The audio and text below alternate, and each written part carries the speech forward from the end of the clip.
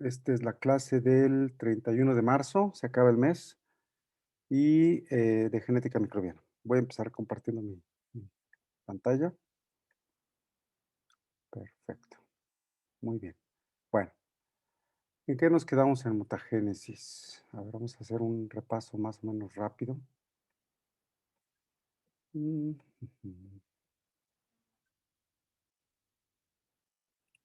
Ok, ya vimos la definición, ya empezamos a ver la clasificación en espontánea e inducida, muy importante.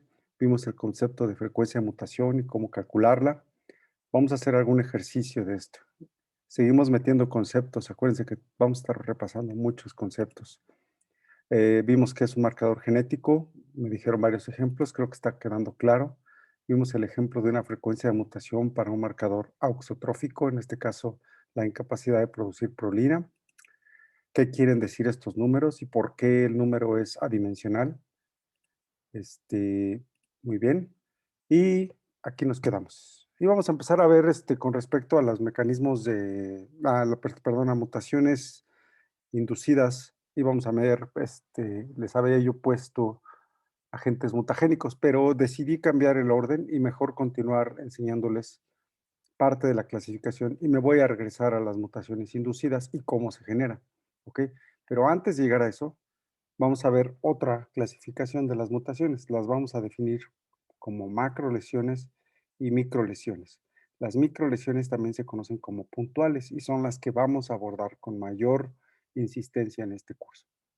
Aquí entramos eso es un concepto, digamos, tenemos que definir un límite, ¿no? ¿Cuánto definimos tamaño? ¿Cuándo es una macrolesión? ¿Qué se imaginan ustedes? Estamos hablando de DNA, de DNA de Ah, organismos. Entonces, ¿cuánto considerarían ustedes una macrolesión? cuando se daña todo el DNA, No, no, no, no, no. Qué bueno que lo mencionaste, Erika, pero no, no, no, no. A ver, me voy a regresar a la definición. Ahí está. Cambio en la información genética que es heredable y no se debe a recombinación. Es verdad, podemos dañar toda la información genética de un organismo y ahorita vamos a llegar al concepto de sobrevivencia, pero no, no, no. Si nosotros dañamos toda la información o se daña toda la información en un proceso mutagénico, ese organismo puede ya no ser viable, es decir, que ya no va a crecer. Entonces, antes de meternos en complicaciones de dañar todo un cromosoma, todo un organismo, vámonos por partes. Acuérdense que aquí vamos tratando de entender por partes. Hemos visto los elementos genéticos, ya vimos que es un gene, ya vimos que es un marco de lectura, ya vimos que es un genoma. No vimos que es un cromosoma, pero ustedes ya lo saben, en eucariotes, y el mismo término se utiliza para procariotes, cromosoma bacteriano o arqueano. A ver, con base en eso, ¿qué creen que sería una macrolesión? Cuando hay cambio en la información genética de más de dos genes. Me gustó esa. Vamos a poner así, una macrolesión sería una un daño en el material genético de un organismo que es mayor a 10 pares de bases, a un gen, el tamaño de un gen, vamos a poner. Hay muchas definiciones. Yo no quiero abarcar mucho sobre macrolesiones porque hay quien diría, pues es que un gen no es una macrolesión, pero como las microlesiones, no tenemos un punto intermedio. No que yo sepa, no hay unas medio lesiones, no hay. Entonces, las macrolesiones serían aquellas mayores a las microlesiones. Si definimos a las microlesiones, son daños, y se les llama puntuales, daños en 1 a 3 nucleótidos en el material genético de un organismo. Entonces, las macrolesiones, aunque se oiga muy delimitante, una raya muy tenue allí, serían pues, mayor a 3, 4 pares de bases, 5 pares de bases. Y aún así, para algunos autores sería todavía una microlesión porque no alcanzas a llegar a un gen. ¿Sí me explico? Pero bueno, en mi caso, vamos a definirlas así. Si en el laboratorio llegan a abordar este punto, definan ustedes con los profesores sus límites. Hay definiciones que a veces tienen que ser definidas de acuerdo a autor o de acuerdo a la clase. Pues para no andar brincando trancas y en esta clase vamos a definir las microlesiones como lesiones en el material genético que van de 1 a 3 pares de bases. Y las macrolesiones serían las demás. ¿Ok? Para no entrar. Ahora, ¿qué tan más allá? Ah, bueno, ahí sí vamos a verlo. Y ahí entramos. Hay lesiones, créanlo o no, para aquellos que, hablando de recomendaciones de lectura, les recomiendo un libro que se llama El Gen, de un autor que se llama Siddhartha Mukherjee. Déjenme decir, aquí lo tengo. Ahora, hoy estoy en casa, hoy no estoy en el laboratorio. Entonces, este libro es una belleza. No estoy seguro si está en español. Déjenme poner mi cámara. Ah, sí, está prendido. Este libro. Este libro es una belleza. Para los que nos gusta la biología molecular, es una belleza. El autor es Siddhartha Mukherjee. No estoy seguro si está en español, pero tiene un montón de banderitas, chéquense, por todo lo que me llamó la atención. Tiene la historia de unas personas, es la historia de la genética y lo interesante es que es la historia de su familia también, en donde habla de personas a las que se sabe, porque se secuenció su genoma, que se les removieron pedazos completos de un cromosoma. Imagínense. Y esa persona ya había nacido, o sea, no es que hubiera ocurrido en el desarrollo embrionario, no, a esa persona se le hicieron reacomodos y en alguna parte de su cuerpo, porque no le cambió en todo el cuerpo, sufrió una deleción muy grande de un área. Y curiosamente esa deleción, esa persona estaba progresando con un cáncer, algo así, necesito revisar de nuevo la historia. Y cuando se le hizo esa deleción de un fragmento de un cromosoma, esa persona ya no se curó del cáncer. No se sabe qué más le afectó, pero le ocurrió. O sea, es increíble. A mí se me hizo una historia increíble. Les recomiendo mucho ese libro. Bueno, esa sería una delesión, una macrolesión, pues. Puede ser desde un gen, 2 genes, y llamarle macrolesiones a la eliminación completa de un cromosoma, ¿sí? Aquí está un ejemplo, ¿no? De un cromosoma al cual se le remueve una.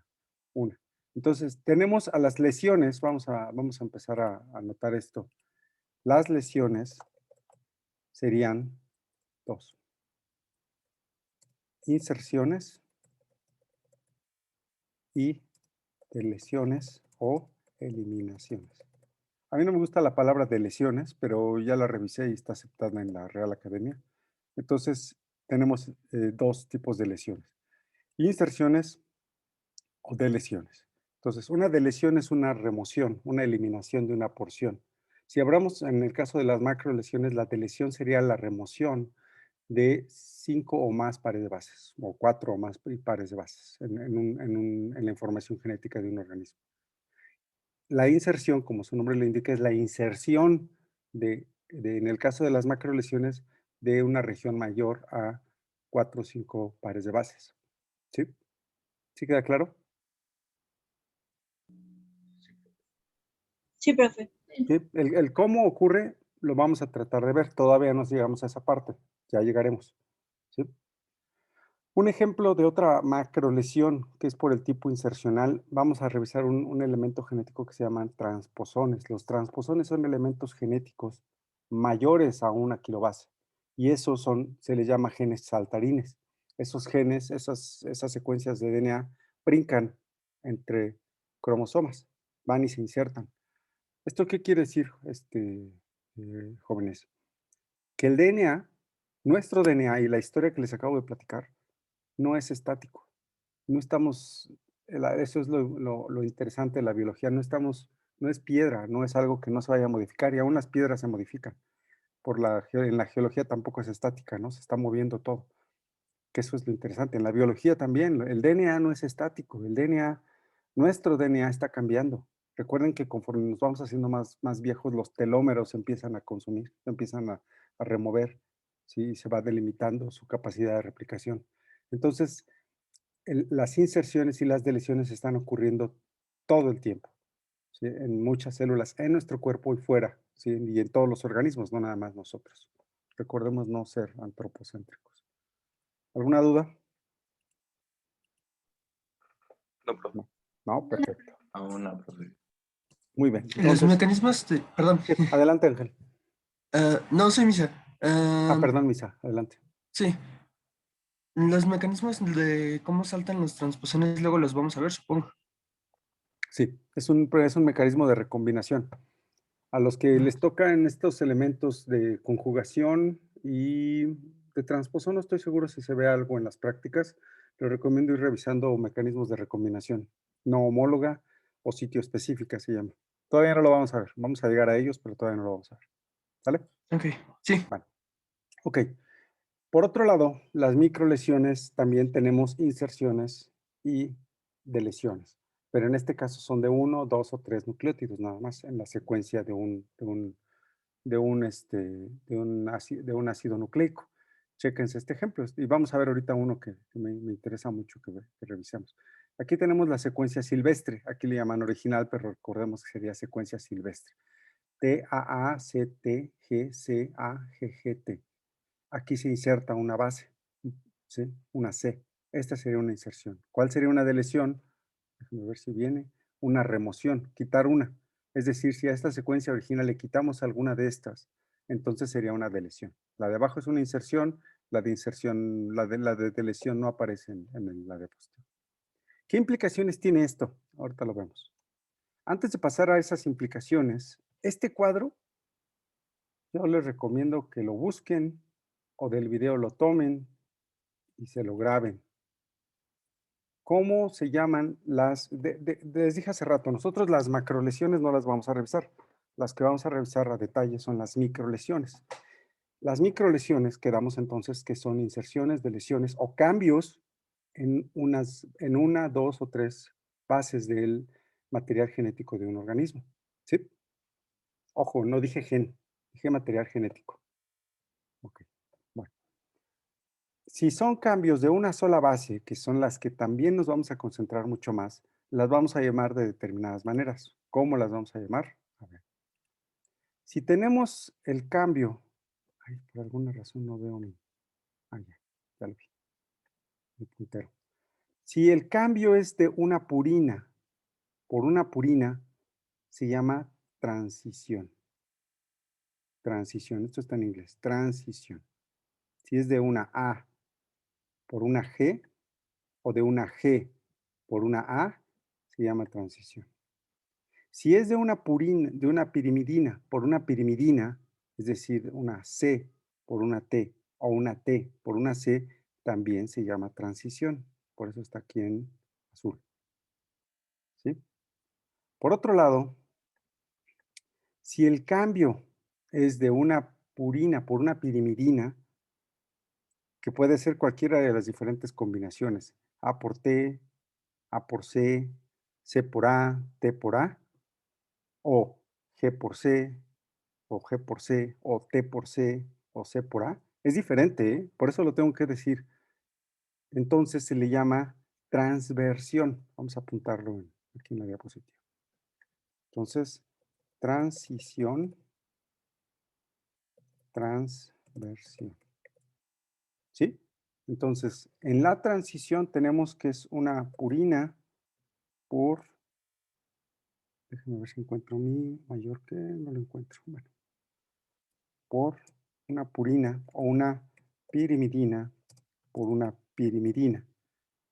Y en la otra no, en la otra es una purina por una pirimidina o una pirimidina por una purina. ¿Quedamos? ¿Sí? Sí.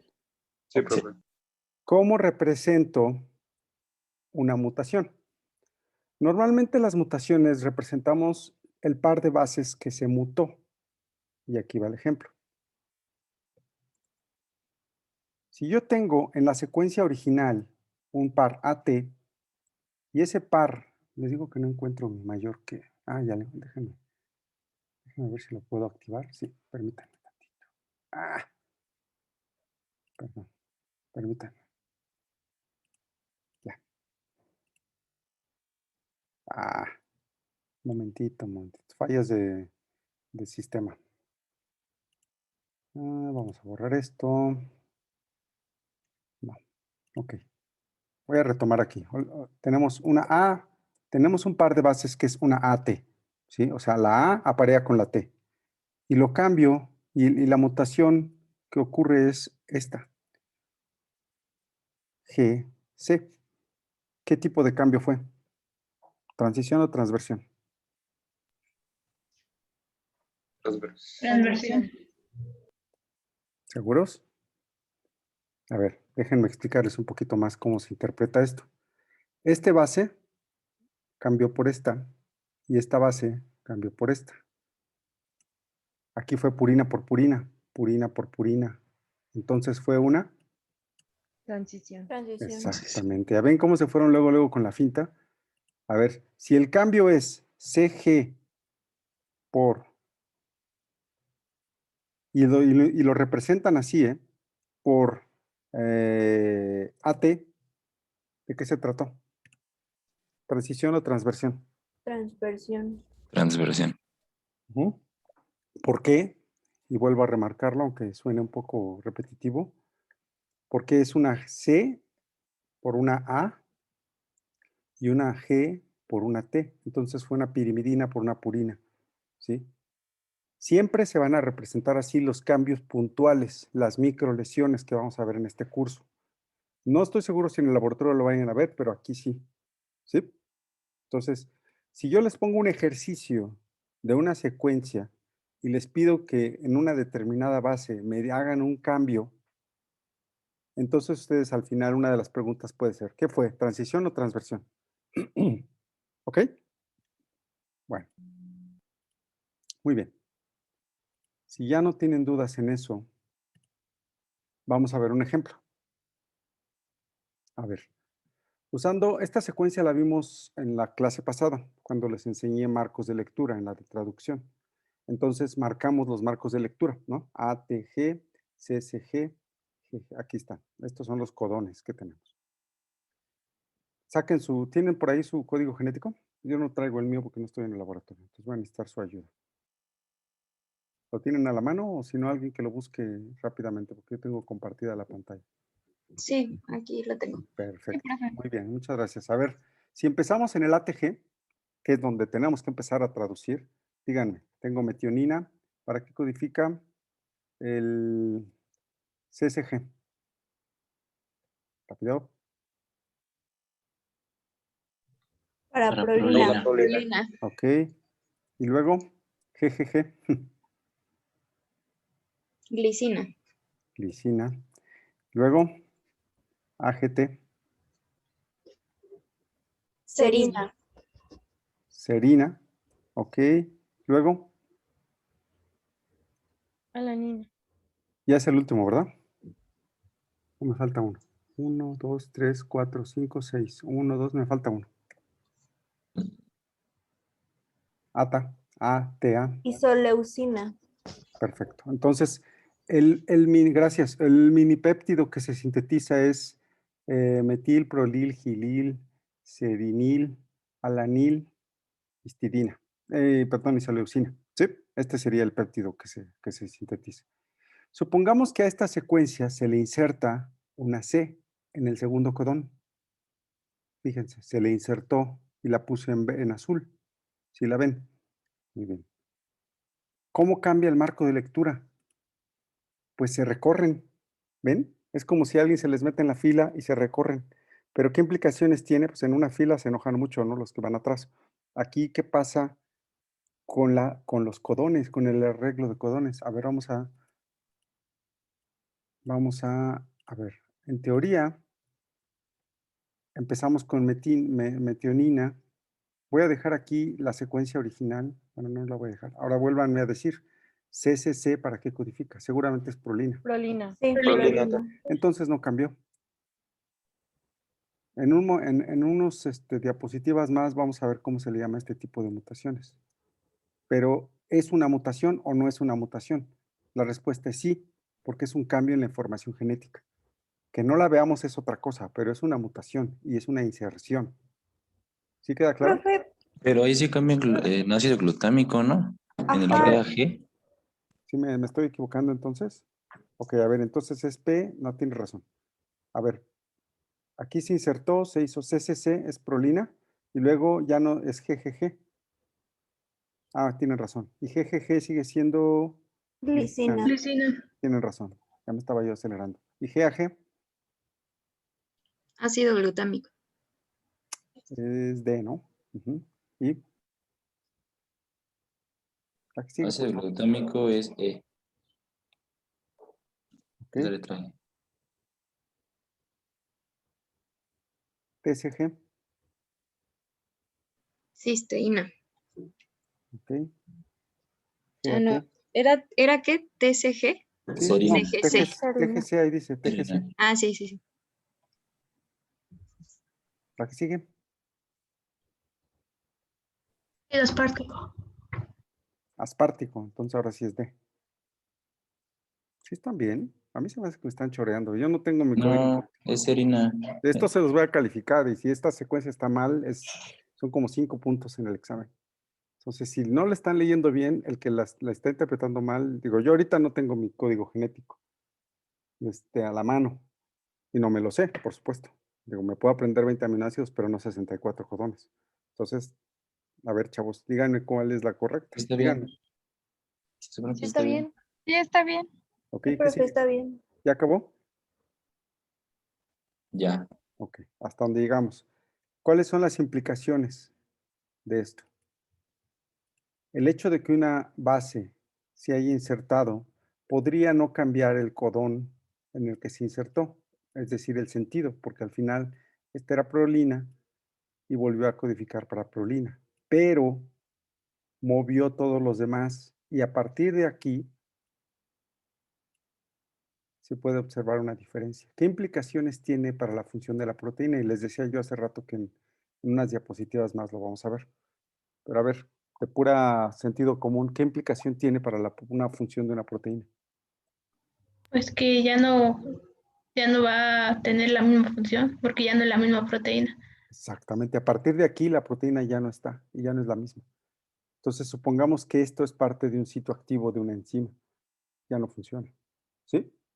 Entonces, vamos a ver cómo se llaman este tipo de mutaciones en unas diapositivas más. ¿Alguna Profesor, duda con esta inserción? Sí, adelante. ¿la sustitución de base sería otro tipo de lesión? Sí, Aparte vamos de... a llegar a esa. Sí, Ah, vamos ok. a llegar a esa sustitución. Sí. No la dije en microlesión, ¿verdad? Pero muchas gracias. Sería sustitución también.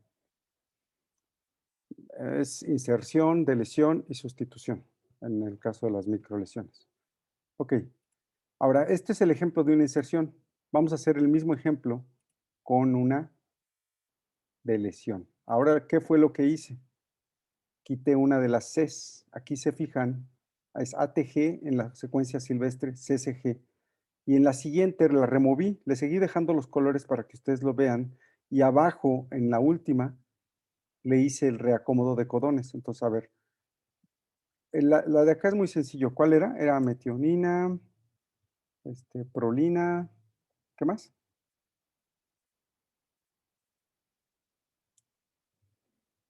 Ya no la copié, no la pegué, entonces necesito que me ayuden. Es ATG, Glicina. Glicina. Glicina, glicina, ¿qué más? Díganme, chavos. serina, Ok, alanina e isoleucina. ok. Ahora, la delesión, la remoción de esta base de la C en el segundo codón y el reacomodo de los codones, ¿qué me da? Metionina otra vez, pero ahora queda aquí. Arginina. Arginina, es R, ¿no? Sí, Ajá. Sí, Y luego, GGA, Glicina. glicina, ¿sí?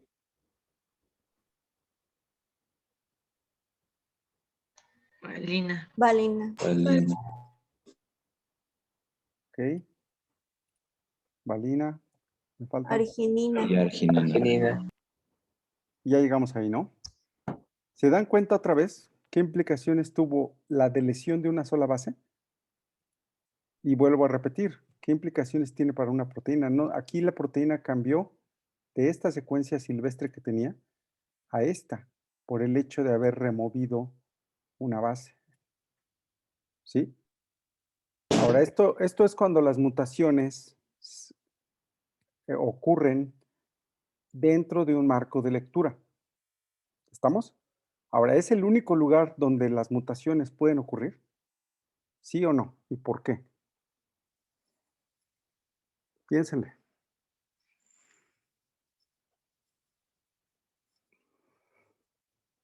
Sí, no, ¿por qué?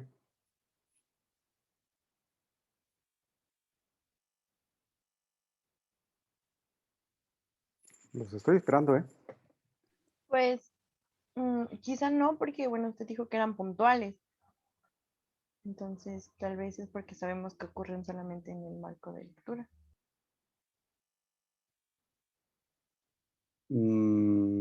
A ver, la pregunta fue, estamos viendo un marco de lectura. ¿Las mutaciones solo ocurren en el marco de lectura? ¿En los marcos de lectura de un cromosoma o de un genoma? Sí, no, ¿y por qué? No, no solo en el marco de No. lectura. Ah, ok. ¿En dónde más pueden estar ocurriendo?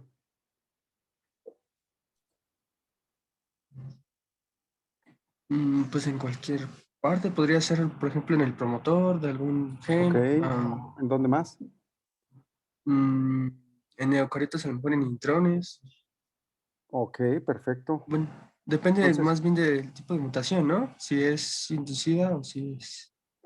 muy bien, perfecto. Muy buena respuesta. Supongamos que tenemos una región de pues supongamos que esta es de una bacteria, de una serie de genes en una bacteria, ¿sí? Tenemos el extremo 3', ya no me alcanzo aquí, pero ese es el 5' y 3'. Entonces, una mutación, todos los que están en rectángulos son marcos de lectura. Entonces, las mutaciones pueden caer efectivamente en los marcos de lectura y ocurre lo que estamos viendo, pero también pueden ocurrir, como dijo algunos compañeros, en la región promotora, ¿sí? O en una región que no codifica para nada. A esas regiones que no codifican para nada se les llama regiones no codificantes. También se les llama regiones intergénicas. ¿Por qué? Porque están en medio de dos genes. Entonces, a estas regiones que no codifican y que están entre dos genes o dos marcos de lectura se les llama regiones intergénicas. Lo otro que dijo su compañero es muy cierto. Si esta fuera un arreglo de genes de un eucariote y este eucariote este gen tiene intrones y exones, entonces pueden caer en los intrones y también probablemente no podamos ver un efecto, ¿sí? El mensaje aquí es que las mutaciones podrían estar ocurriendo en, en cualquier parte del cromosoma. Las mutaciones ocurren al azar. Y nosotros vamos a ver, generalmente vamos a poder la mutación cuando afecta el fenotipo, ¿sí? Es decir, las mutaciones siempre afectan la secuencia del material genético, pero solamente cuando caen en un marco de lectura podrían afectar el genotipo y el fenotipo. Y las que sí realmente podemos ver son las que se reflejan en el fenotipo. ¿Ok? Bueno. ¿Dudas? No. ¿No? Ok, bueno, vamos a llegar al punto en donde vamos a clasificar esas mutaciones que sí caen en marcos de lectura y que afectan la función o no afectan la función del producto de un gen. Muy bien. Ahora, regresamos ahora sí a la mutagénesis, a las mutaciones inducidas. La mutagénesis es, como su nombre le indica, recuerden que génesis es una palabra de origen griego que es el origen o cómo se originan las cosas. Mutagénesis será origen o generación de mutaciones.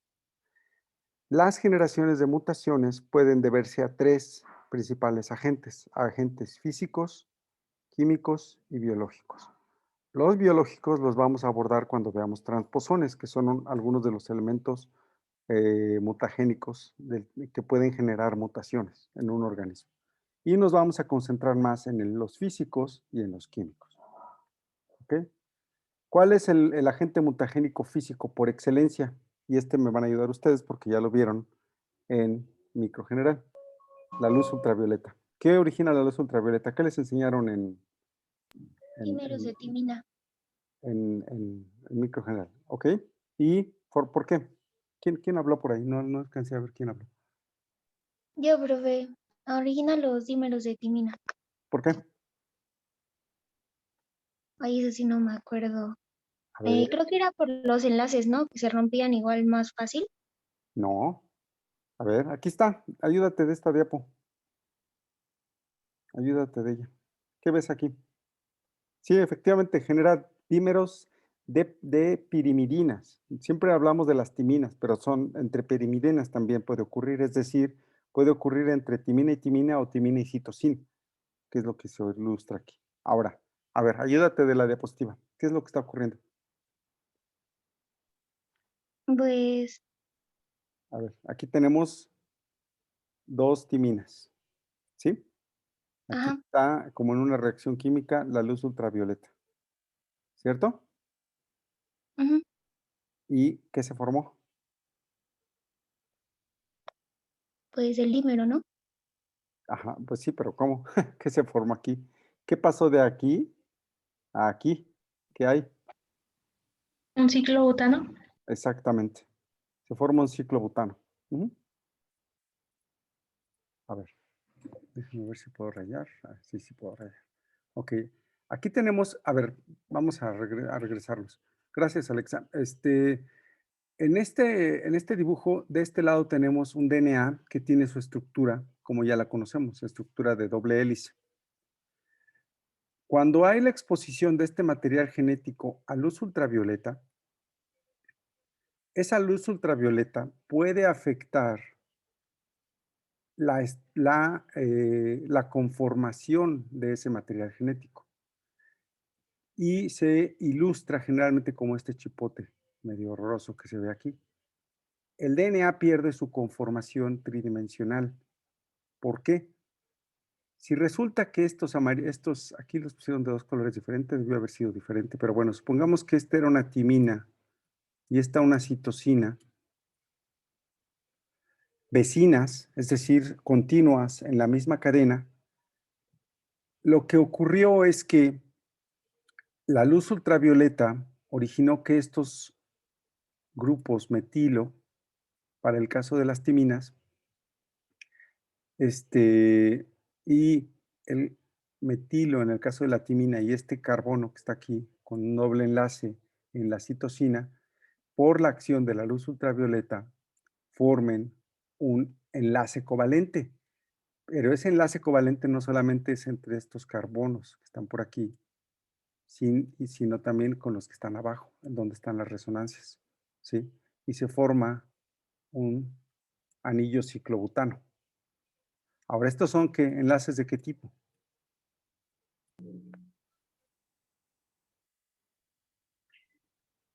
CP3. Covalentes. Exacto. ¿Y eso qué quiere decir? ¿Quién lo dijo? Es que ahora no se me aparece quién habla. Entonces, por eso no les identifico la voz. Ojalá algún día lleguemos a conocernos en algún pasillo de ciencias biológicas, pero las voces va a ser bien difícil. Entonces, si en los pasillos nos llegamos a ver y no los reconozco, no los reconozco porque los veo cada 2 veces a la semana, pero así es más difícil. ¿Quién habló? Damaris, Ok, Damaris. ¿Qué quiere decir que sea un enlace covalente? ¿Qué característica que, tiene? que son enlaces fuertes en Enlaces fuertes. comparación con, por ejemplo, los que tenían antes, que eran fuentes de hidrógeno. No, no, ibas bien. A ver, aquí no hay puentes de hidrógeno. Justo lo que estaba yo diciendo es de que son... A ver, vamos a regresarnos un poco. ¿Qué mantiene unido a esta cadena con esta cadena? A esta con la otra. Justo lo que dijo Damaris, los puentes de hidrógeno. Los puentes de hidrógeno están aquí en medio. Ese color no se ve bien. Déjenme cambiarlo por algo más drástico. Las interacciones entre las bases de una cadena con los de la otra son los puentes de hidrógeno. Luego hay interacciones débiles también entre las bases de un escalón con el otro, si lo vemos como una escalera. Estas de aquí, ¿cuáles son?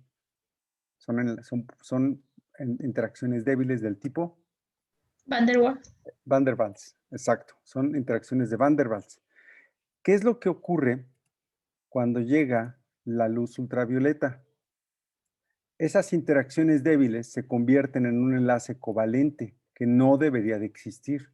Y ese enlace covalente se forma entre los carbonos de estos dos anillos de las pirimidinas. ¿Sí? ¿Sí? Ahora, ¿qué ¿qué puede ocurrir si esta lesión, porque aquí todavía no es una mutación, si esta lesión se mantiene, ¿qué puede inducir? ¿Qué tipo de mutación puede inducir? Puede inducir una inserción o una deleción. ¿Estamos? ¿Por qué todavía no es una mutación aquí? ¿Por qué si ya se deformó el DNA, por qué todavía no le llamamos deleción? Digo, mutación. ¿Por qué le decimos nada más lesión? Porque eso no es heredable. Exactamente. Muy bien. Perfectamente. ¿Por qué no es heredable? ¿Cuándo va a ser heredable? ¿Alguien más por ahí? Cuando se replique. Cuando se replique este material genético. Cuando este material genético genere una secuencia, supongamos que, déjenme cambiar el tipo, esta secuencia, este fragmento de DNA que está dañado, se replique, una de las hebras, la que no sufrió el daño, me dará una hebra silvestre, pero la otra, que sí sufrió el daño, puede sufrir, no lo voy a poner aquí, puede sufrir una delesión, recuerden que la ilustramos con una delta, o una inserción, ¿sí? Es hasta que se replique. Perfecto, muy bien, creo que ya quedó claro. ¿Alguna duda? ¿No? No, profe. No, profe. ¿Qué indica acá abajo, Alexa, para terminar contigo? Esta es una reacción química, ¿no? Estábamos diciendo. Ahí, por ahí se está riendo alguien. ¿Qué indica esto? Esta flecha para acá y luego esta flecha para acá. ¿Qué indica eso? ¿Qué es reversible? Que es reversible por la acción de quién. Aquí Mm, dice, Fotoliasa. por la fotoliasa. Eso no lo vamos a ver ahorita. Lo vamos a ver cuando veamos mecanismos de reparación. Muy bien, gracias. ¿Qué otros agentes mutagénicos físicos conocemos? La radiación. ¿Qué es lo que hace la radiación? La radiación, ¿quién se acuerda qué es la radiación?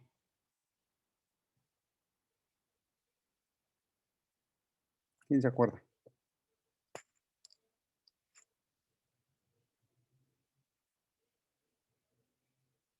¿Qué es la radiación?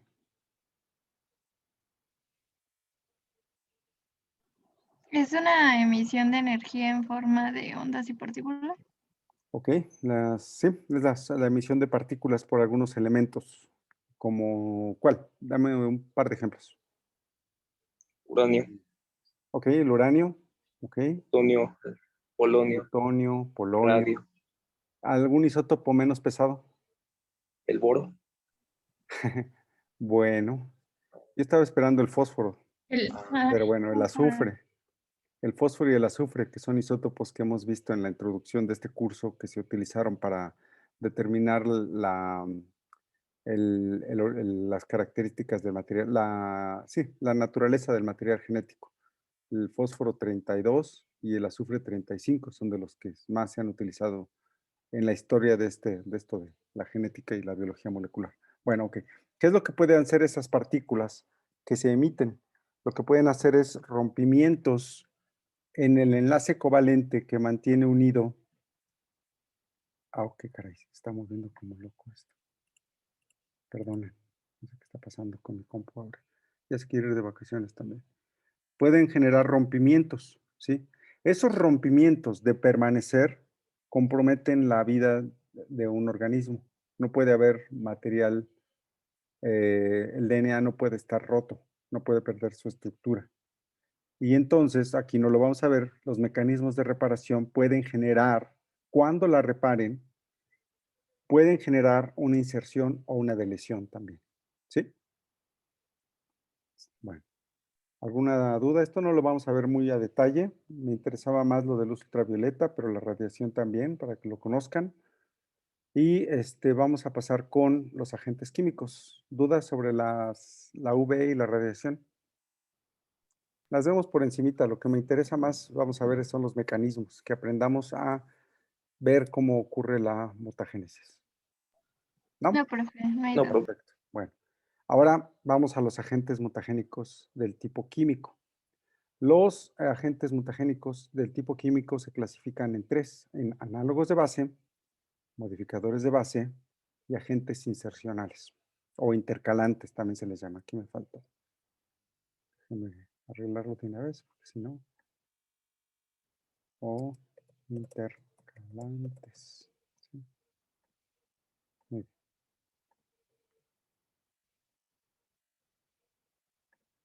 Ok.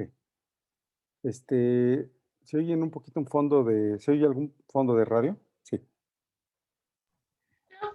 ¿No? Ah, qué bueno. profe. Es No. que yo sí lo Se alcanzo a escucha. escuchar, pero tenía pendiente de que ustedes lo tuvieran presente, escuchando. Bueno, ok. Vámonos con los análogos de base. Como su nombre lo indica, ¿qué serían? Pues Los sí, químicos que se parecen a la estructura de la base nitrogenada. Pues justamente son moléculas que se parecen a las bases nitrogenadas. En este curso, nuestro preferido es el 5-bromuracilo, que como su nombre lo dice, es un uracilo que tiene un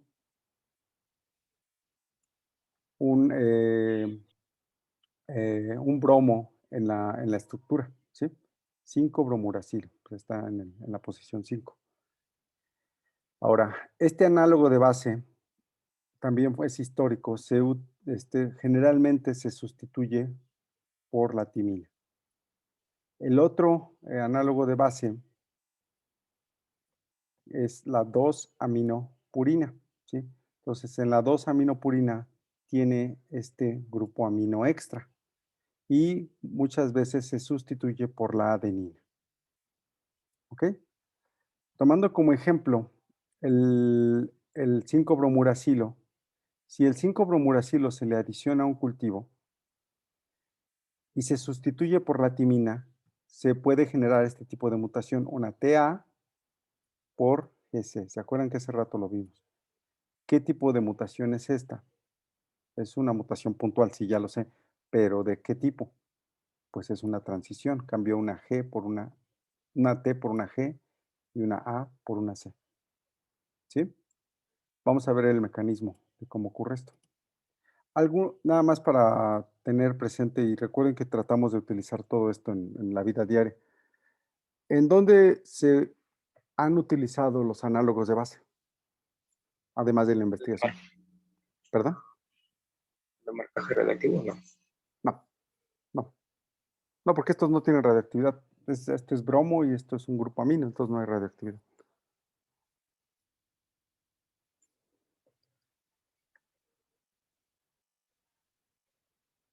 ¿En qué? Antes de que pase a explicar el mecanismo.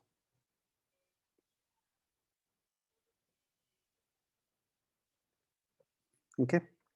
¿En qué se imaginan que se puede utilizar los análogos de base? No estoy seguro que todavía se utilizan, pero se usaron en algún tiempo.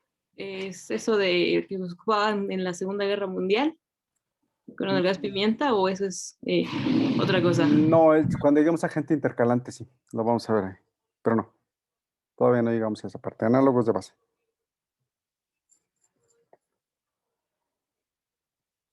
¿No? ¿Nadie? ¿Nadie? Los análogos de base, para los que desafortunadamente hemos tenido parientes que les ha dado cáncer o amigos, se utilizaron mucho tiempo en quimioterapia. Creo que todavía se utilizan algunos de ellos, pero ya no. ¿Por qué? ¿Por qué se utilizaban? Lo vamos a ver, ¿sale? Bueno. Tomemos el ejemplo del 5-bromuracilo, ¿sí? El 5-bromuracilo. El 5-bromuracilo, al tener este bromo en su estructura, ¿qué característica tiene el bromo? Ustedes que son químicos. Somos químicos light, la verdad, pero sí tenemos que saber algo de química. ¿Qué característica tiene el bromo? ¿Es un grupo qué? ¿Perdón? En la tabla periódica, ¿dónde está? Es un halógeno, ¿no? ¿Y eso qué quiere decir? Que no recuerdo la palabra, pero A ver, le ¿alguien gustan más? los Además de electrones, Ángel. le gustan los electrones. Es A muy ver. electronegativo. Exactamente, que es muy electronegativo. ¿Y eso qué quiere decir? Bueno, ya medio Ángel lo dijo Alex. ¿Qué quiere decir? ¿Qué quiere decir? Que sea muy Que, electronegativo. que le gustan mucho los electrones. Que atrae, ¿no? No, que bueno, sí. Sí, bueno. Atrae mucho los electrones, ¿sí? Si tenemos un grupo halógeno, atrae mucho los electrones. Entonces, el bromo tiende a atraer los electrones. Esto quiere decir que los compuestos que contienen bromo tienen un equilibrio, están movilizando electrones continuamente, ¿sí? Entonces, veamos en el 5-bromuracilo, que sería este, tenemos dos formas, la forma ceto y la forma, es que me estorba esta cosa, la forma enol, ¿sí? Aquí está el bromo en la estructura del 5-bromuracilo. Cuando está en su forma ceto, aquí está el grupo ceto, interactúa ¿con quién? Con la adenina. Pero cuando está en su forma enol, fíjese, y forma dos puentes nada más de hidrógeno. Cuando está en su forma enol, interactúa ¿con quién? Con la guanina. Guanina. Con la guanina, ¿sí? Interactúa con la guanina. ¿Qué implicaciones tiene eso? Pues que cuando el 5-bromuracilo se incorpora al material genético, puede estar cambiando y en una generación puede interactuar con la adenina, en un proceso de replicación, pues, y en el siguiente puede cambiar a su forma enol y ahora interactuar con la guanina, ¿sí? Eso es una característica muy peculiar. Y al hacer eso, ¿qué va a estar generando? Pues va a estar generando transiciones, ¿sí? Déjenme ver, porque necesitamos, aquí está. Este es el ejemplo típico, yo no sé si todavía lo hagan en el laboratorio, pero este es bien ilustrativo y vamos a tratar de caminar sobre la diapositiva. Nomás dejen que me aparezca mi herramienta de anotar, ya está aquí. Muy bien. A ver, supongan ustedes que esta es la secuencia silvestre, ¿sí? Esta es una bacteria, la que quieran, Staphylococcus, Bacillus, lo que sea, una célula, lo que sea. A esta célula vamos a tomar este par de bases, AT. Aquí le adicionamos al medio de cultivo el 5-bromuracilo, que está marcado aquí con un circulito, con un círculo, una estructura medio moradita. ¿Inmediatamente causa la mutación? La respuesta es no. Cuando este material genético, el silvestre, se replica en presencia de 5-bromuracilo, el 5-bromuracilo se puede insertar en el material genético por analogía y complementariedad, perdón, en este caso ilustrado con la adenina. Entonces, en la primera generación ocurrirá un acoplamiento de adenina con 5-bromuracilo para una de las cadenas, la cadena que contiene la A. Pero para la cadena que contiene la T, esa cadena, ¿cómo es? Aquí le ponen normal, pero ¿cómo le llamamos en genética microbiana?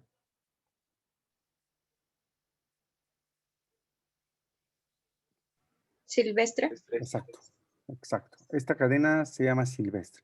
Entonces, una de las cadenas será silvestre. Ya, listo, no le pasa nada. Sigue con su vida. ¿Qué le pasa a la que se le integró el 5-bromuracilo? ¿Ya es una mutación? La respuesta es no, todavía no. Okay. Veamos qué puede ocurrir. Cuando esta hebra de DNA a la cual ya se le insertó el 5-bromuracilo se replica, una de las hebras, esta, generará una hebra silvestre, otra vez, ¿sí?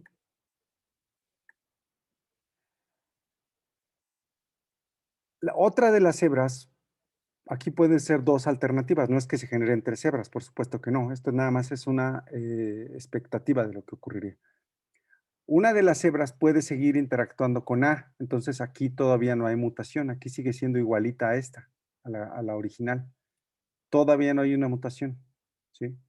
Recuerden que estamos ahorita en la segunda replicación.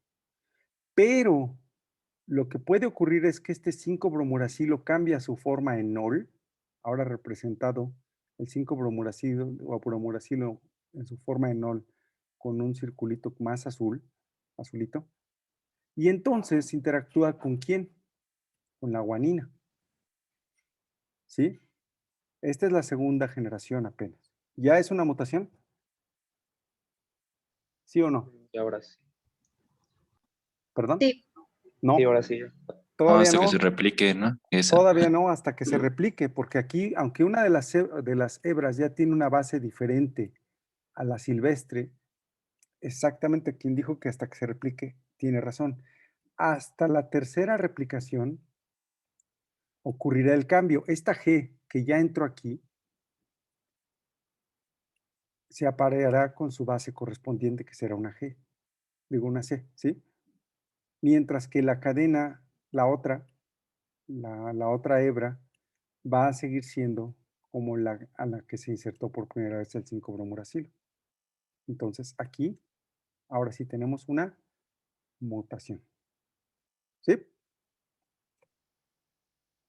Ahora, ¿cómo represento esta mutación?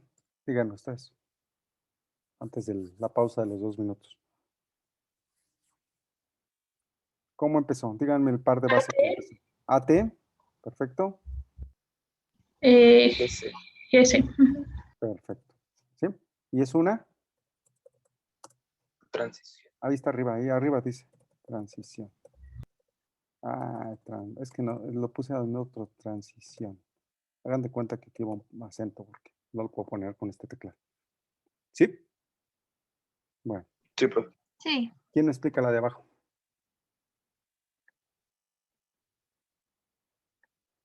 Así como yo le expliqué. A ver, ¿quién me lo explica? Y yo lo voy dibujando para que no haya bronca. ¿Quién me lo explica?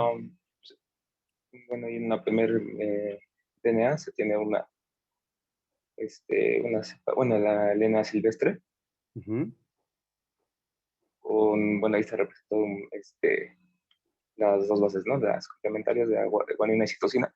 ok, Este, se le, bueno, ahí se le hace sí se le llama inserción del bromuro no, del 5-bromoácido, no, se adiciona, no hay se inserción, adiciona, porque perdón. si no, estamos hablando del ejemplo que les había puesto hace una hora, bueno, media hora.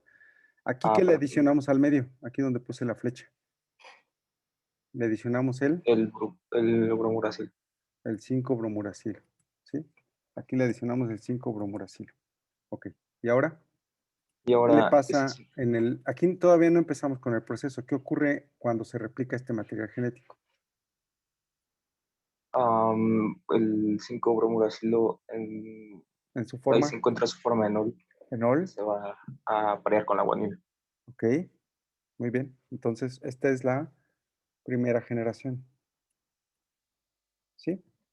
Sí, Y entonces una de las hebras contiene insertado el 5-bromuracilo apareado con la guanina y otra de las hebras va a ser ¿qué? la silvestre. Ok, esta es la primera generación. ¿Qué ocurre en la segunda generación? Sigue el ángel. La segunda generación mm, se va a dar una cepa, digo, un DNA, otra vez otro silvestre, Ujú. pero Ujú. ahora el 5-bromuracilo en su forma ceto Ajá. se aparea con una adenina. Ok. ¿Y qué ocurre en la tercera generación? La tercera generación ya se obtiene, bueno, se tiene la primer mutante. Sí, pero ¿cómo sabemos que es mutante? A ver, primero dime qué ocurrió. Esta A que se Ajá, apareó con el 5-bromuracilo en su forma ceto, al replicarse, esta A se aparea ¿con quién? Ahora sí, con una timina. con la timina. Y entonces una de las hebras de las moléculas descendientes ya es la mutante. Mientras que la otra, ¿qué le pasa? Es, bueno, se queda en su forma, el 5-bromuracilo, en su Sí, forma. el 5-bromuracilo se mantiene ahí, ¿no? Hasta que no sea removido, tal vez por un mecanismo de reparación, o si no, ahí se mantiene. Entonces, ¿cómo es la mutación que se generó? A ver, dímela. Es GC Ajá. a AT, Es una transición. transición. Creo que arriba me equivoqué, ¿verdad? ¿O estaba muy bien? No, está bien. No, está bien. Transición. Ah, bueno, ya se entiende. Sí, perfecto. Muy bien. Gracias, Ángel. ¿Queda claro? ¿A alguien no le queda claro? Antes de que borre todos los dibujos. Todo bien, profe. Los demás, ¿a poco nada Todo más bien, tengo profe. a 3 alumnos? Por ahí yo sé que son Ah, sí, está veintitantos bien. alumnos. ¿Sí? Ok, bueno. Muy bien. Sí queda claro. Profe, una pregunta. ¿Cómo A ver. se llaman estos tipos de diagramas? Qué buena pregunta, no lo sé. No lo sé. Es que la profesora Ilse nos dijo que pusiéramos de esos diagramas en toda la presentación, entonces yo los estuve buscando y la verdad nada más encontré este. Si yo fuera tú, yo lo haría. ¿Y cómo lo haría? Lo haría mejor que este. A nosotros en el laboratorio de genética microbiana, que somos muy latosos, nos gusta hacer este tipo de cosas. O sea, GC, TA, TA, y luego ponle tú una CG, ¿no? Entonces, y arriba le pones, si quieres ser muy quisquilloso, le pones 5'. Ay, ¿dónde está mi prima? Aquí está. 3'. Mi esposa se está riendo de mí porque dije que dónde está mi prima. Pero bueno, pues en su casa. Así. Y luego, mira, nada más te voy a ayudar en una.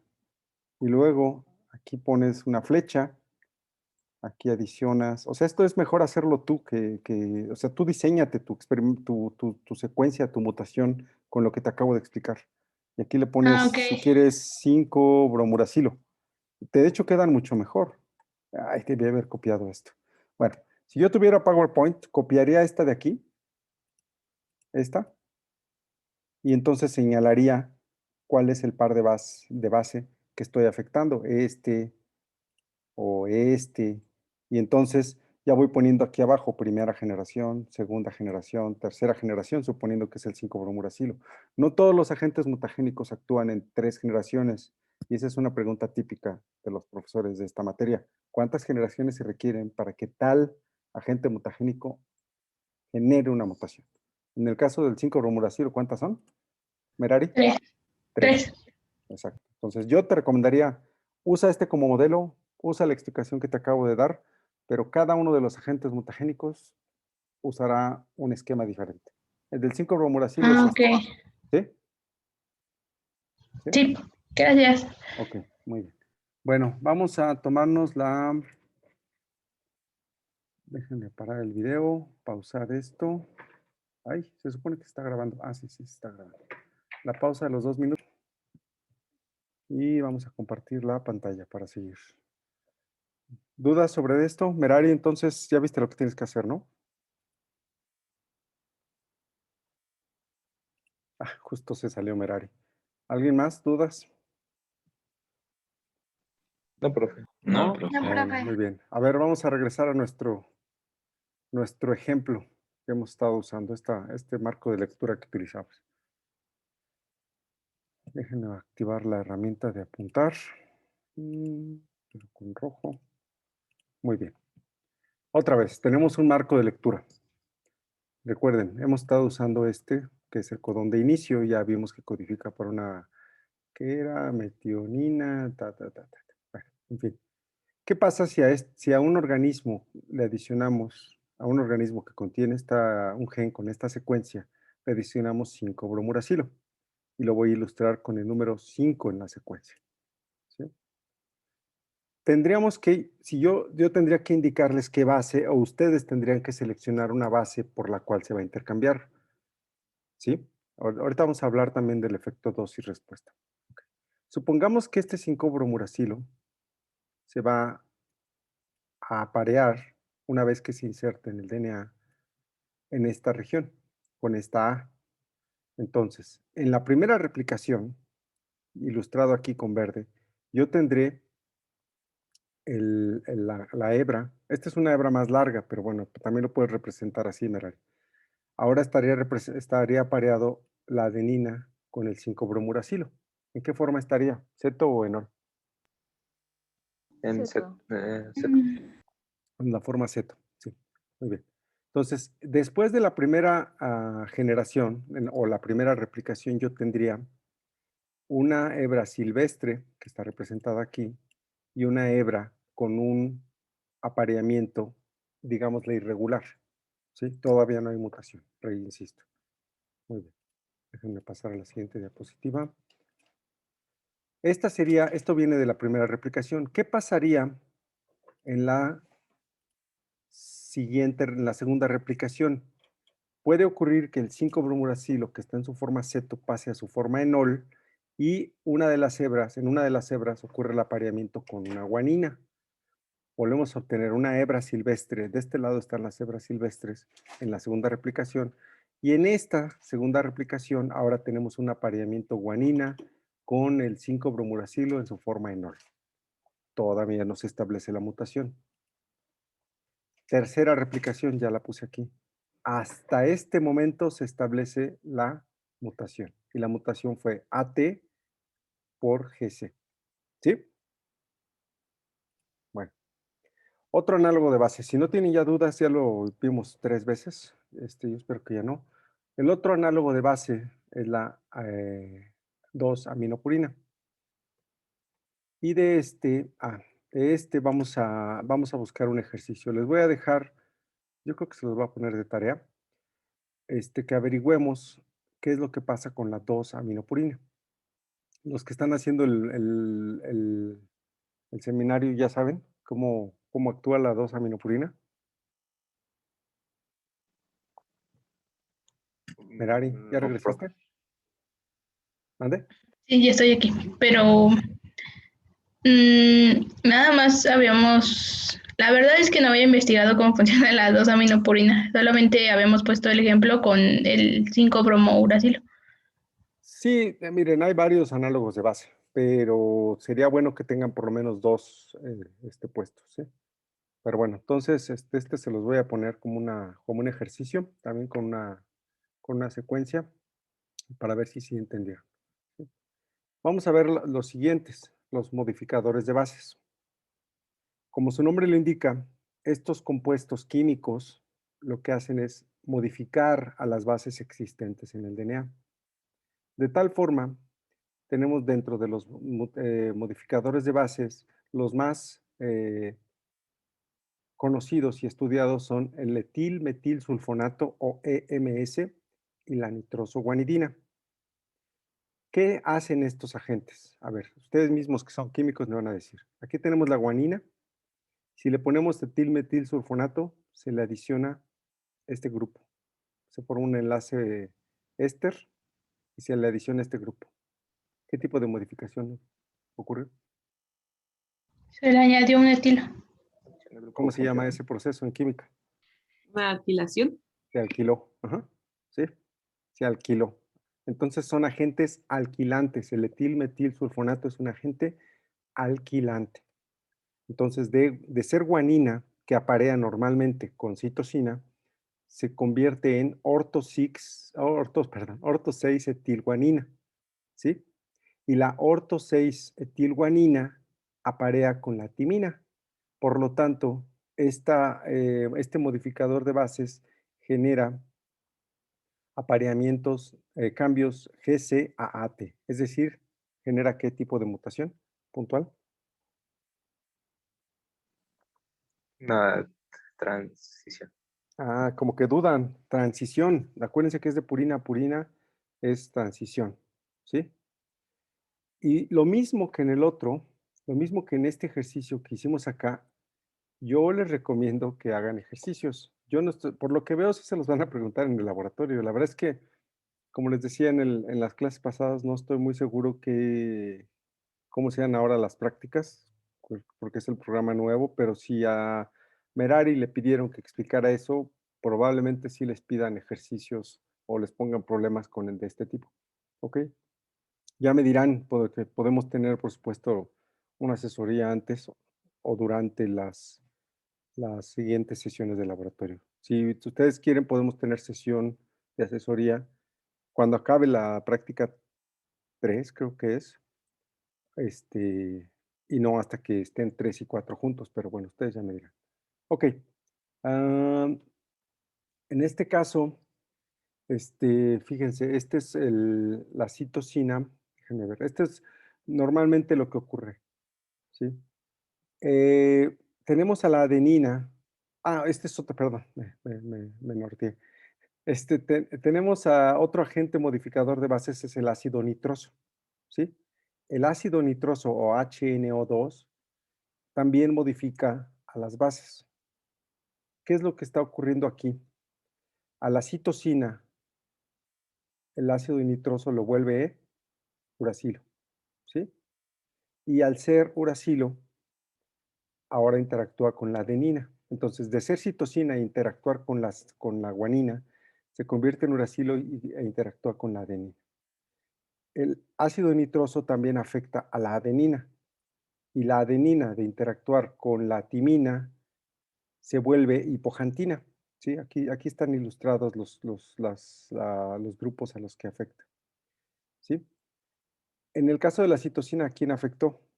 ¿Sí? Cambió uno de los grupos amino por un grupo ceto, y en el caso de la adenina, a un grupo amino por otro grupo ceto. Entonces, otra vez, la adenina, de interactuar con la timina, se vuelve hipoxantina y ahora interactúa con la citosina, ¿sí? Lo pueden ver aquí, ¿sí? Si vamos a hacer el ejercicio de escribir, vamos a dejar que aparezca mi herramienta. Aquí está. Acá arriba, ¿qué tipo de mutaciones generaría? A ver, vamos a hacer ese trabajo. Si tenemos una C, ¿con quién está pareando? Despierten. Ok. Una G. G. ¿Y cambiaría a qué? De acuerdo a lo que están viendo ustedes. UA. No. No, la U no puede estar. Sí, porque es... Sí. TA. Ya, A, T, A. ¿Sí? Entonces es una. Transición. la transición. Transición. ¿Sí? Recuerden que no le pongo acento porque mi teclado no tiene. Bueno, ahí está su acento. Ok.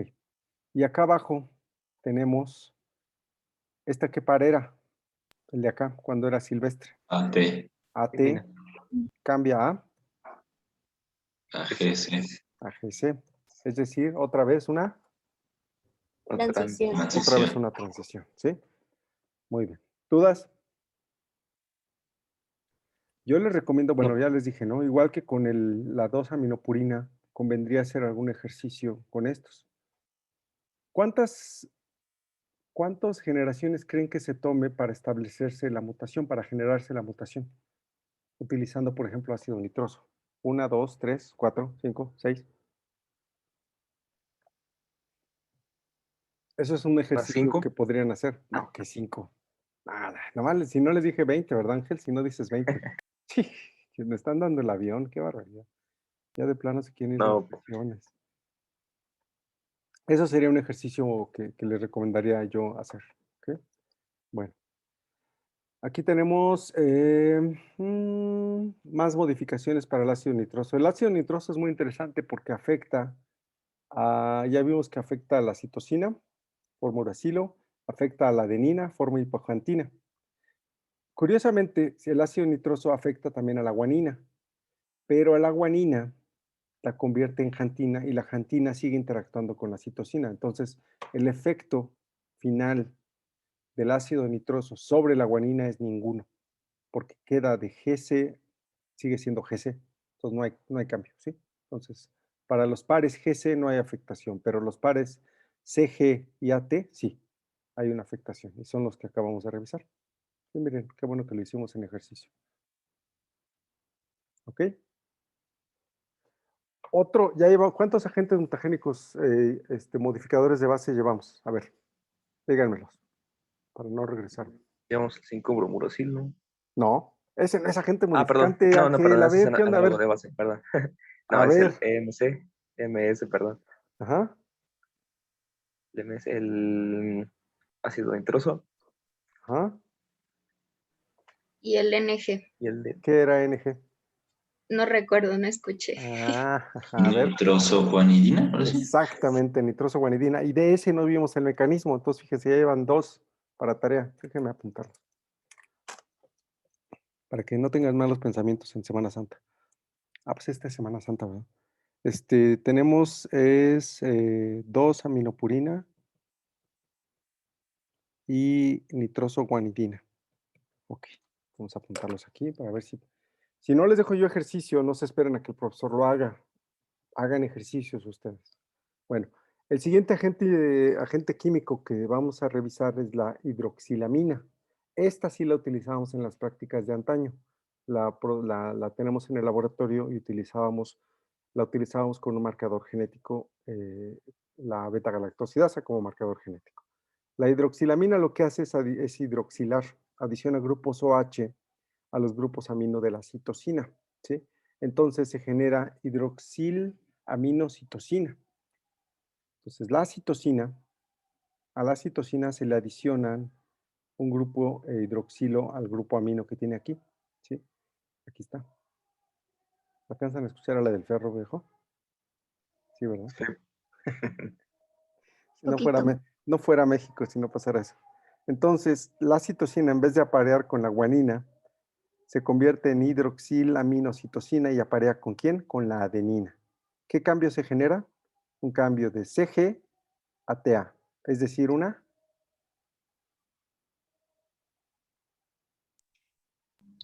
transición. transición, ¿sí? Una transición. Muy bien. Entonces, fíjense, ya vimos cómo funciona, pero también pueden ponerles, los maestros que son muy malévolos, podemos ponerles una secuencia, y sí, pues tienen bien manejada la del 5-bromuracilo, bien chido, ¿no, Merari? Pero ¿qué tal que les dice el profesor? Bueno, pero es que lo que van a usar es hidroxilamina, no 5-bromuracilo. Pues yo estaría preparado. Acuérdense que es un libro abierto. Bueno, al menos conmigo. Ah, miren, sí tengo un ejemplo. Sí. No, pero no, yo creo que... Ah, no, miren, es para que justamente lo hagan. Entonces hay que hacer el ejercicio, siguiendo este ejemplo. ¿Dudas sobre los modificadores de bases? Los análogos de bases. ¿No? Todavía no llegamos a insercionales, ¿verdad? No, aquí está, míralo, es el que sigue. ¿Por qué? ¿Ya tienes dudas? ¿Ya no lo vemos? A ver, Misael, explícame. ¿Qué de modificadores? No, pues ¿por cuál es tu duda con insercionales? Ya tienes dudas y todavía no lo vemos. Ah, no, solo era pregunta. Es que Está bien. no, me perdí en qué estábamos. Lo de hidroxilamina y No, ácido no estén nítrico es viendo, modificaciones de no estén viendo base, ¿no? programas de televisión cuando estén en clase de genética microbiana, no les conviene. No, estoy viendo Menos tele. los de Televisa, esos menos, y los de TV Azteca menos. Si estuvieran escuchando las noticias, bueno, dices, está bien, pero si están viendo hoyo o esas basura, pues no les conviene. Bueno, es broma, ¿eh? A ver, los agentes intercalantes. Como su nombre lo indica, estos son agentes químicos que se intercalan en las bases del DNA. Déjenme que aparezca mi herramienta, se los ilustro. Ok, ya apareció. Ustedes lo pueden ver aquí, ¿sí? Este es un DNA en su conformación B. Los agentes intercalantes, en su estructura, ¿de qué tamaño pareciera que están? Fíjense, si lo tomamos de este tamaño o de este tamaño, ¿cómo qué tamaño les alcanza a dar? Ustedes díganme, ustedes deduzcan eso. Este también. ¿Cómo de qué tamaño les alcanza a dar?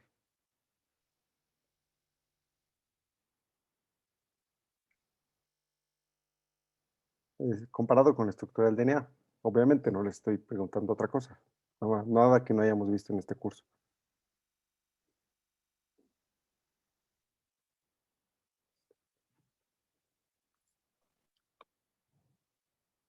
Si nosotros, a ver, aquí ¿qué tenemos? Me voy a regresar a la segunda clase. ¿Qué tengo aquí? ¿Y qué tengo aquí? En este dibujo. Los grupos La desoxirribosa, el azúcar. ¿Qué estoy representando aquí? ¿Qué representa esto? ¿Qué representa esto? Que tanto ven, los vemos en el curso y tanto ve uno en la cultura popular. ¿Qué representa? El DNA. Ok. ¿Qué conforma el DNA? Me voy a tener que regresar hasta eso. ¿Qué conforma el DNA, Merari? Bases nitrogenadas. Ok. ¿Y esas bases nitrogenadas cómo están? ¿Cómo se llama? Interaccionan por medio de Interactúan. puentes de hidrógeno. Perfecto. ¿Qué base nitrogenada con qué base hidrogenada interactúa en esta molécula que todo el mundo conoce? Y hasta usan aretes y cosas así. ¿Eh? Adenina con timina y citosina con guanina. Es decir, ¿una qué con una qué? ¿De qué grupos, a qué grupos pertenecen esas bases nitrogenadas que me están diciendo? Una purina con una pirimida. De este lado, no, dímela bien. De este lado, ¿qué hay? Y de este lado, ¿qué hay? Aquí hay una purina que puede ser A o G, interactuando por puente de hidrógeno con una ¿qué? Pirimidina. Una pirimidina, que puede Sí. ser Citosina o o timina. timina. Ahora, si yo le pongo la estructura, si yo dibujara la estructura de uno de estos, que no la voy a dibujar exactamente porque me sale de por sí dibujo muy feo, y con este más, sería esto, y de este lado yo tendría una de un solo anillo, no le voy a poner los nitrógenos. Y aquí estarían formando los puentes de hidrógeno, ¿cierto?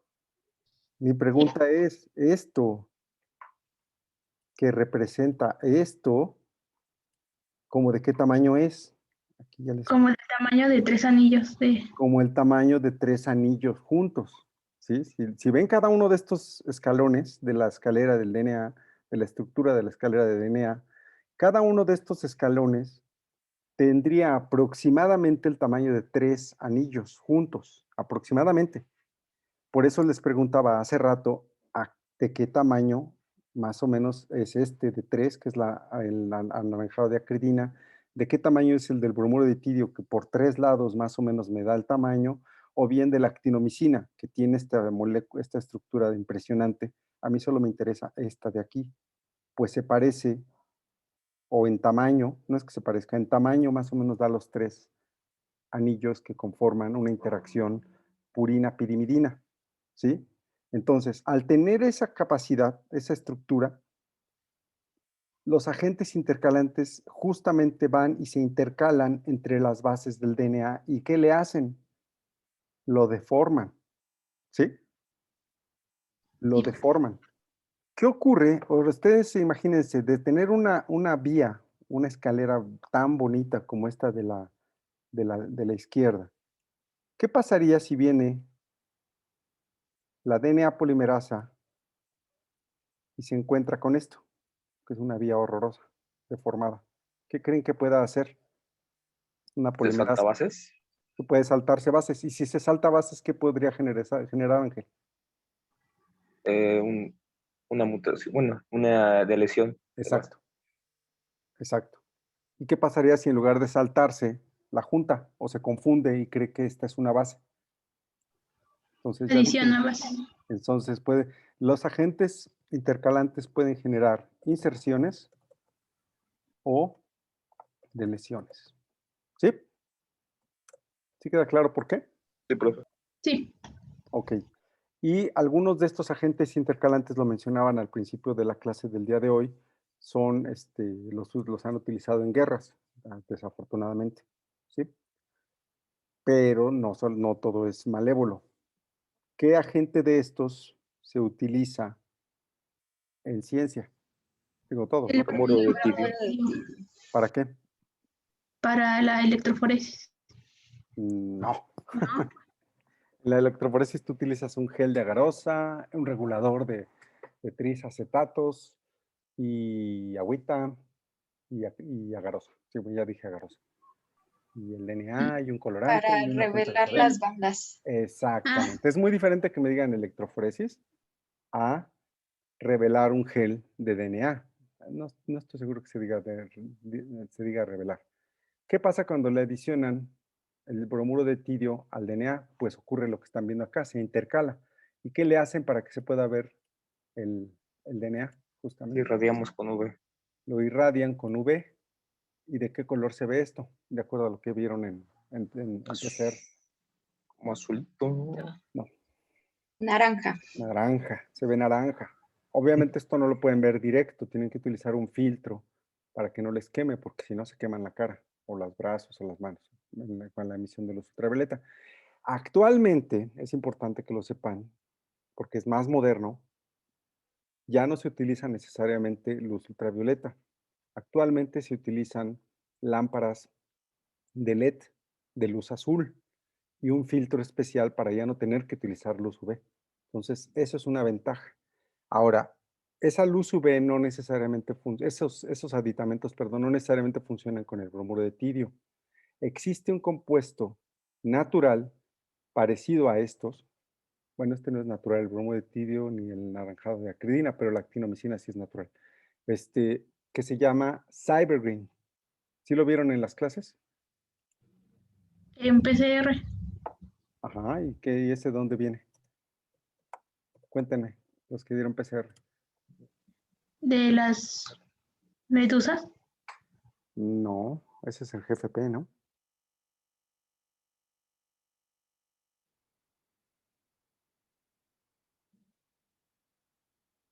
Los estoy esperando, ¿eh? De repente hay una pausa, así como si esperáramos a que la Ouija empiece a funcionar.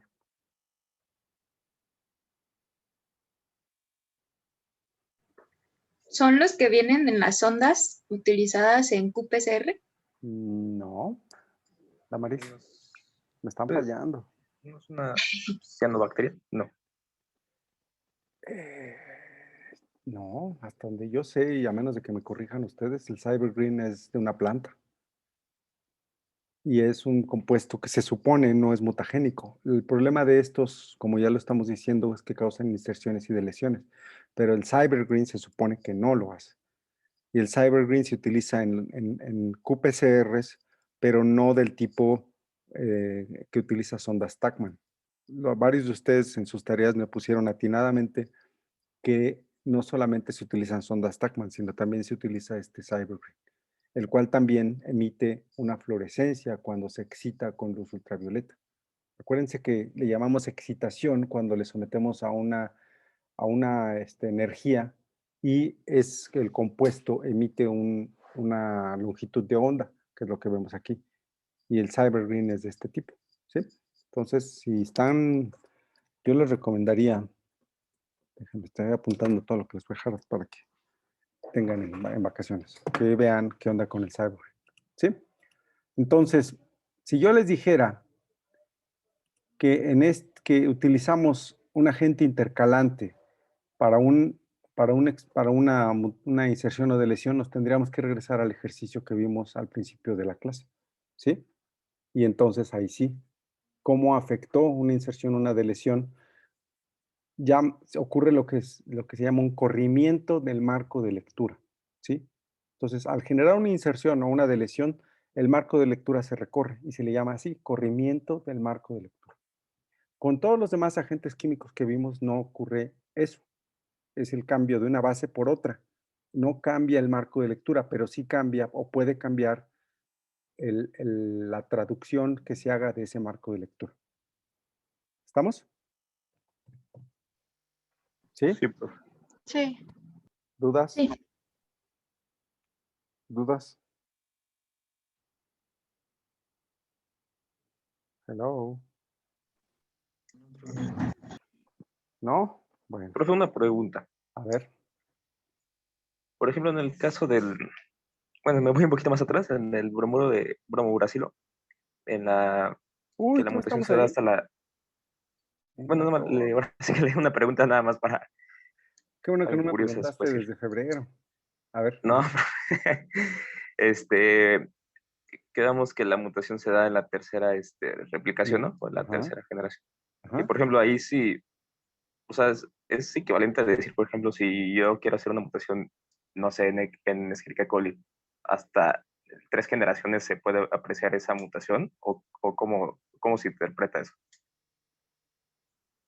No estoy seguro de entender tu pregunta. A ver, otra vez. Ajá, o sea, por ejemplo, si el tiempo de generación de E. coli, bueno, es de 20 minutos, ¿no? O sea, Sí, de su tiempo de en duplicación. laboratorio, sí. Entonces, en teoría, como a los 60 minutos, o sea, una hora, se tendría que ver esa mutación si le añado yo el bromuracilo, o se Sí, entiende así. Ah, sí, ok. sí. Pero a ver, aquí apenas estamos viendo los componentes de mutagénesis. Estamos viendo quiénes son, qué son, cómo son. Ahora falta que lo apliquemos todo en un ejemplo. Entonces, mi intención es de que regresando veamos una aplicación de todo esto, ¿sí? Yo espero que sea antes de su práctica, yo espero que sí, pero vamos a hacer una aplicación de todo esto. Porque es fácil decir, bueno, se lo adiciono a E. coli, le pongo el bromuro de tidio, por ejemplo, y ¿qué te falta ahí, Ángel? ¿Tú qué vas a ver cuando, ya que lo estás diciendo, vamos a adelantarnos un poco? ¿Qué estaría pasando con esa bacteria, esa E. coli que le adicionas el bromuro de tidio? A ver, no solamente Bueno, Ángel, si alguien más quiere participar. Sí, adelante. primero, primero tendría que adicionarlo en la cantidad adecuada, ¿no? O sea, digamos, en una concentración que yo asegure que lo pueda, vaya a agarrar o pescar, ¿no? Dentro de o lo pueda incluir en su proceso de replicación. Lo interesante de los agentes intercalantes, y es por eso que serán tan letales, es que son tan pequeñitos que pasan por difusión pasiva a Mm, través de las membranas, tanto de bacterias, de eucariotes. Entonces, si ustedes se llegaran a topar con un agente de estos, este, se atraviesa por su piel y se mete a sus células, o en una bacteria atraviesa directamente. Entonces, sí tiene algo de importancia la dosis. ¿Por qué? Tú dices para que lo agarre, ya te dije que lo va a agarrar, como se dijo coloquialmente. Y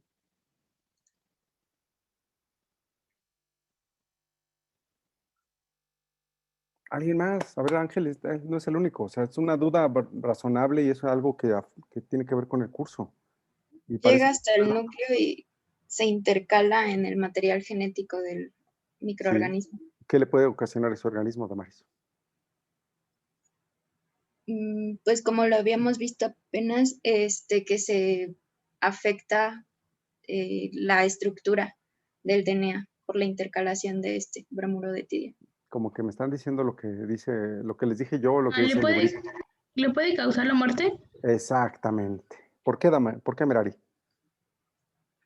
Porque si es en una mutación, es que no sé cómo decirlo. Bueno, si es en una proteína importante o de... Ay, no sé cómo, cómo ponerlo en palabras. Ya te las Mm, dijo el profesor al principio del curso. Si es un gen de qué, housekeeping. exactamente, ¿como cuál? Entonces, como...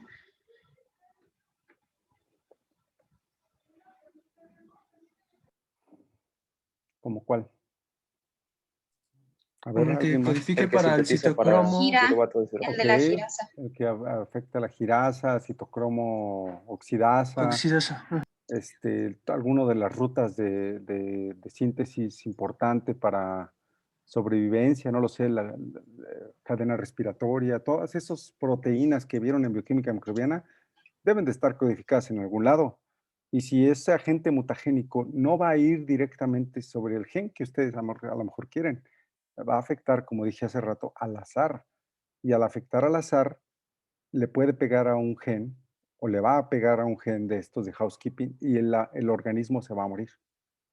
Así, simplemente se va a morir. Por eso volvemos a lo mismo, se utilizaban en las guerras los agentes intercalantes y eran pues letales, ¿sí? ¿Ok? Entonces, primero, regresando al experimento hipotético que dijo Ángel, pues ¿qué le va a pasar a una población de ese cultivo de E. coli? Pues se va a morir. Ahora vamos a ver a los sobrevivientes. Es en los sobrevivientes y por eso frecuencia de mutación se calcula sobre la población sobreviviente, en donde vamos a buscar la mutación. ¿La mutación de qué? Esto es para todos, no nada más para Ángel. ¿La mutación de qué?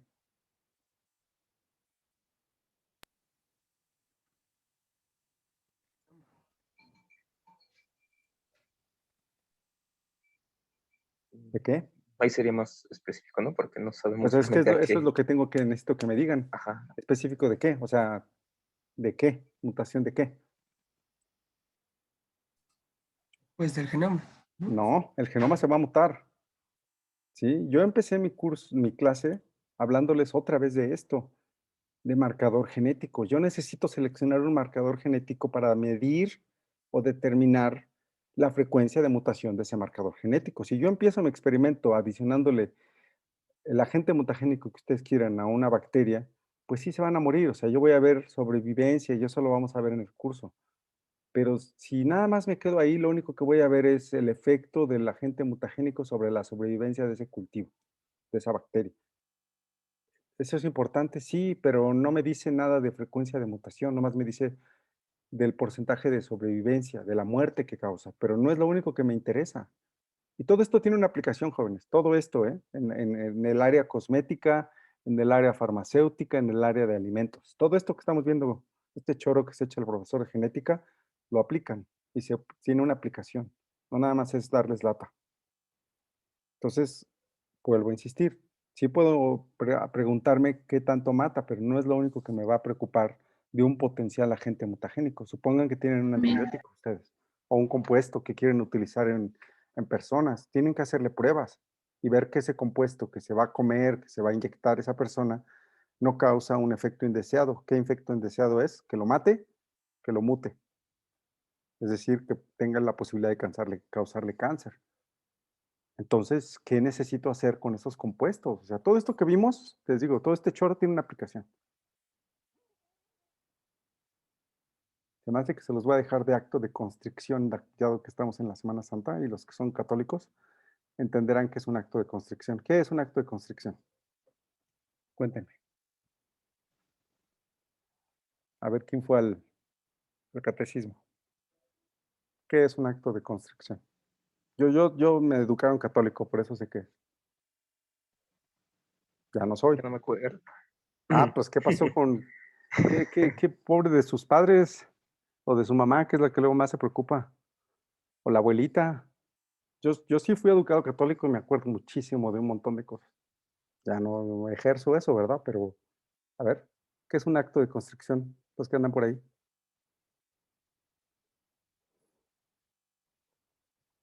Ándenle, estamos en Semana Santa. Empleemos nuestros conocimientos de Semana Santa.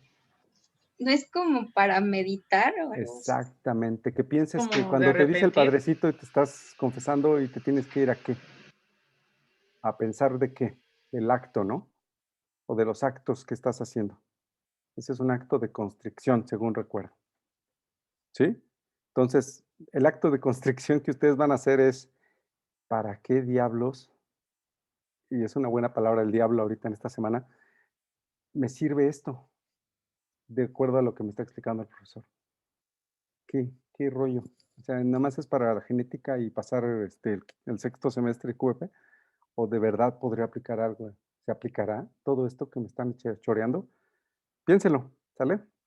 Piénsenlo bien. Y verán que tiene mucha aplicación, mucha aplicación. Entonces vamos a tomarnos la foto para para cerrar nuestro curso. Vamos a abrir las cámaras y tomaremos nuestra foto. A ver, vamos a esperar a que abran más la foto. A ver, muévanse. A mí se me hace que solo pusieron su foto por ahí, no están ahí. Ah, sí se mueven. Mira. Santiago no prendió su cámara, pero bueno, muy bien. Ok, aquí vamos. No, tengo problemas con la cámara. ¿Qué dijo? Tiene problemas con la cámara. Ah, ok, está bien. Bueno, 1, 2, 3. Perfecto, muy bien. Muchas gracias. Descansen lo que puedan, aprovechen, lean, vean una buena película, vean un buen programa, no vean basura en la televisión, no escuchen basura en la radio, el reggaetón es basura, por ejemplo. Descansen lo que puedan, hagan ejercicios de sus materias y nos estamos viendo regresando. ¿Ok?